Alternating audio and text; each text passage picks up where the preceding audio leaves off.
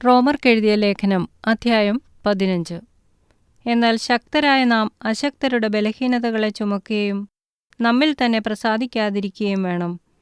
നമ്മിൽ ഓരോരുത്തൻ കൂട്ടുകാരനെ നന്മയ്ക്കായിട്ട് ആത്മീയവർദ്ധനയ്ക്കു വേണ്ടി പ്രസാദിപ്പിക്കണം. നിന്നെ നിന്ദിക്കുന്നവരുടെ നിന്ദ എൻ്റെ മേൽ വീണു എന്നെഴുതിയിരിക്കുന്നത് പോലെ ക്രിസ്തുവും തന്നിൽ തന്നെ പ്രസാദിച്ചില്ല. എന്നാൽ മുൻ എഴുതിയിരിക്കുന്നതൊക്കെയും നമ്മുടെ ഉപദേശത്തിനായിട്ട് നമുക്ക് തിരുവെഴുത്തുകളാൽ ഉളവാകുന്ന സ്ഥിരതയാലും ആശ്വാസത്താലും പ്രത്യാശ ഉണ്ടാകേണ്ടതിന് തന്നെ എഴുതിയിരിക്കുന്നു.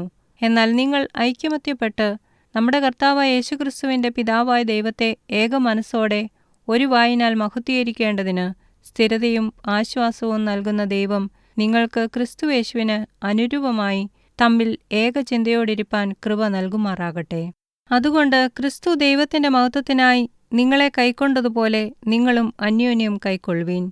പിതാക്കന്മാർക്ക് ലഭിച്ച വാഗ്ദത്തങ്ങളെ ഉറപ്പിക്കേണ്ടതിന് ക്രിസ്തു ദൈവത്തിൻ്റെ സത്യനിമിത്തം പരിച്ഛേദനയ്ക്ക് ശുശ്രൂഷക്കാരനായി തീർന്നു എന്നും ജാതികൾ ദൈവത്തെ അവൻ്റെ കരുണ നിമിത്തം മഹത്വീകരിക്കണം എന്നും ഞാൻ പറയുന്നു.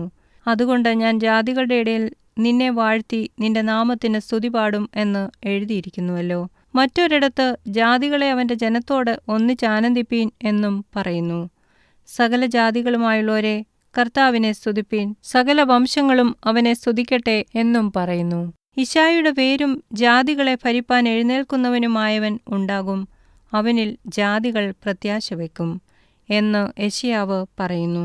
എന്നാൽ പ്രത്യാശ നൽകുന്ന ദൈവം പരിശുദ്ധാത്മാവിൻ്റെ ശക്തിയാൽ നിങ്ങൾ പ്രത്യാശയിൽ സമൃദ്ധിയുള്ളവരായി വിശ്വസിക്കുന്നതിലുള്ള സകല സന്തോഷവും സമാധാനവും കൊണ്ട് നിങ്ങളെ നിറയ്ക്കുമാറാകട്ടെ. സഹോദരന്മാരെ, നിങ്ങൾ തന്നെ ദയാപൂർണരും സകല ജ്ഞാനവും നിറഞ്ഞവരും അന്യോന്യം പ്രബോധിപ്പിപ്പാൻ പ്രാപ്തരുമാകുന്നു എന്ന് ഞാൻ നിങ്ങളെക്കുറിച്ച് ഉറച്ചിരിക്കുന്നു.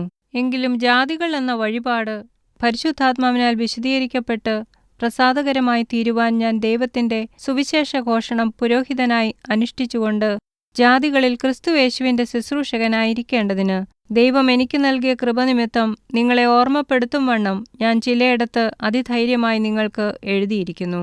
ക്രിസ്തുയേശുവിൽ എനിക്ക് ദൈവസംബന്ധമായി പ്രശംസയുണ്ട്. ക്രിസ്തു ഞാൻ മുഖാന്തരം ജാതികളുടെ അനുസരണത്തിനായിട്ട് വചനത്താലും പ്രവൃത്തിയാലും അടയാളങ്ങളുടെയും അത്ഭുതങ്ങളുടെയും ശക്തി കൊണ്ടും പരിശുദ്ധാത്മാവിൻ്റെ ശക്തി കൊണ്ടും പ്രവർത്തിച്ചതല്ലാതെ മറ്റൊന്നും മിണ്ടുവാൻ ഞാൻ തുനിയുകയില്ല. അങ്ങനെ ഞാൻ യെരുശലേം മുതൽ ഇല്ലൂരിയ ദേശത്തോളം ചുറ്റി സഞ്ചരിച്ച് ക്രിസ്തുവിൻ്റെ സുവിശേഷ ഘോഷണം പൂരിപ്പിച്ചിരിക്കുന്നു. ഞാൻ മറ്റൊരുവന്റെ അടിസ്ഥാനത്തിന്മേൽ പണിയാതിരിക്കേണ്ടതിന് ക്രിസ്തുവിൻ്റെ നാമം അറിഞ്ഞിട്ടുള്ള ഇടത്തിലല്ല, അവനെക്കുറിച്ച് അറിവ് കിട്ടിയിട്ടില്ലാത്തവർ കാണും, കേട്ടിട്ടില്ലാത്തവർ ഗ്രഹിക്കുമെന്ന് എഴുതിയിരിക്കുന്നത് പോലെ അത്രേ സുവിശേഷം അറിയിപ്പാൻ അഭിമാനിക്കുന്നത്. അതുകൊണ്ട് തന്നെ ഞാൻ നിങ്ങളുടെ അടുക്കൽ വരുന്നതിന് പലപ്പോഴും മുടക്കം വന്നു. ഇപ്പോഴോ എനിക്ക് ഈ ദിക്കുകളിൽ ഇനി സ്ഥലമില്ലായ്കയാലും അങ്ങോട്ട് വരുവാൻ അനേക സംവത്സരമായി വാഞ്ഛയുണ്ടാകൊണ്ടും ഞാൻ സ്പാനിയയിലേക്ക് യാത്ര ചെയ്യുമ്പോൾ പോകുന്ന വഴിക്ക് നിങ്ങളെ കാണ്മാനും ആദ്യം നിങ്ങളെ കണ്ട് സന്തോഷിച്ച ശേഷം നിങ്ങളാൽ യാത്ര അയക്കപ്പെടുവാനും ആശിക്കുന്നു. ഇപ്പോഴോ ഞാൻ വിശുദ്ധന്മാർക്ക് ശുശ്രൂഷ ചെയ്യുവാൻ യെരുശലേമിലേക്ക് യാത്രയാകുന്നു. യെരുശലേമിലെ വിശുദ്ധന്മാരിൽ ദരിദ്രരായവർക്ക് ഏതാനും ധർമ്മോപകാരം ചെയ്യുവാൻ മക്കെദോന്യയിലും ആഖായയിലുമുള്ളവർക്ക് ഇഷ്ടം തോന്നി. അവർക്ക് ഇഷ്ടം തോന്നിയെന്നു മാത്രമല്ല, അതവർക്ക് കടവുമാകുന്നു. ജാതികൾ അവരുടെ ആത്മീയ നന്മകളിൽ കൂട്ടാളികളായെങ്കിൽ ഐഹിക നന്മകളിൽ അവർക്ക് ശുശ്രൂഷ ചെയ്യുവാൻ കടമ്പെട്ടിരിക്കുന്നുവല്ലോ. ഞാനത് നിവർത്തിച്ച് ഈ ഫലം അവർക്ക് ഏൽപ്പിച്ച് ബോധ്യം വരുത്തിയ ശേഷം നിങ്ങളുടെ വഴിയായി സ്പാനിയയിലേക്ക് പോകും. ഞാൻ നിങ്ങളുടെ അടുക്കൽ വരുമ്പോൾ ക്രിസ്തുവിൻ്റെ അനുഗ്രഹപൂർത്തിയോടെ വരും എന്ന് ഞാൻ അറിയുന്നു. എന്നാൽ സഹോദരന്മാരെ, യഹൂദയിലെ അവിശ്വാസികളുടെ കയ്യിൽ നിന്ന് എന്നെ രക്ഷിക്കേണ്ടതിനും യെരുശലേമിലേക്ക് ഞാൻ കൊണ്ടുപോകുന്ന സഹായം വിശുദ്ധന്മാർക്ക് പ്രസാദമായി തീരേണ്ടതിനും ഇങ്ങനെ ഞാൻ ദൈവേഷ്ടത്താൽ സന്തോഷത്തോടെ നിങ്ങളുടെ അടുക്കൽ വന്ന് നിങ്ങളോടുകൂടെ മനം തണുക്കേണ്ടതിന് നിങ്ങൾ എനിക്ക് വേണ്ടി ദൈവത്തോടുള്ള പ്രാർത്ഥനയിൽ എന്നോടുകൂടെ പോരാടണം എന്ന് നമ്മുടെ കർത്താവ് യേശുക്രിസ്തുവിനെയും ആത്മാവിൻ്റെ സ്നേഹത്തെയും ഓർപ്പിച്ച് ഞാൻ നിങ്ങളെ പ്രബോധിപ്പിക്കുന്നു. സമാധാനത്തിൻ്റെ ദൈവം നിങ്ങളെല്ലാവരോടും കൂടെ ഇരിക്കുമാറാകട്ടെ. ആമേൻ.